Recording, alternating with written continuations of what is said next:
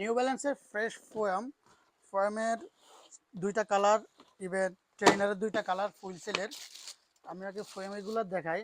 এই কালারটা জাস্ট দেখেন, এটা এখানে রেজিস্টার করা একটা প্রোডাক্ট। এটা 1080 ডাঙ্কের উপরে লেখা থাকবে। অ্যান্ড এটা যে সোলটা আছে, সোলটা খুবই সফট থাকবে।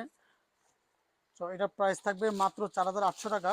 এটার সাথে আর একটা কালার ব্লুটা ভালোই সারা ফেলছে। ইভেন কাস্টমার ভালোভাবে এগুলোতে পজিটিভ করছে, কারণ একদমই সিম্পল একটা কালার, কোয়ালিটি একদমই টপ নোটস থাকবে।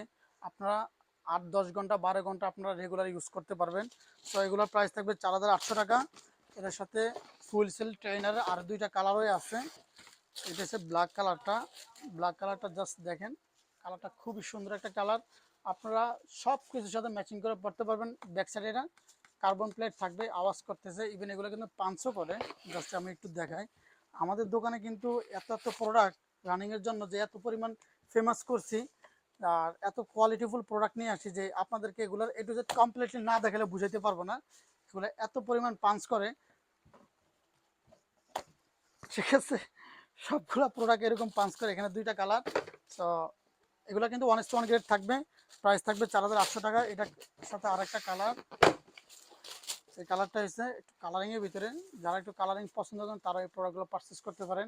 খুবই অ্যাগ্রেসিভ একটা প্রোডাক্ট। আপনারা পায়ে পড়লে এই প্রোডাক্টের যেরকম সৌন্দর্য পাবেন, ইভেন আরামটাও পাবেন। এটাও সেমলি পাঞ্চ করে, জাস্ট ওয়েট, ঠিক আছে। এরকম পাঞ্চ করে।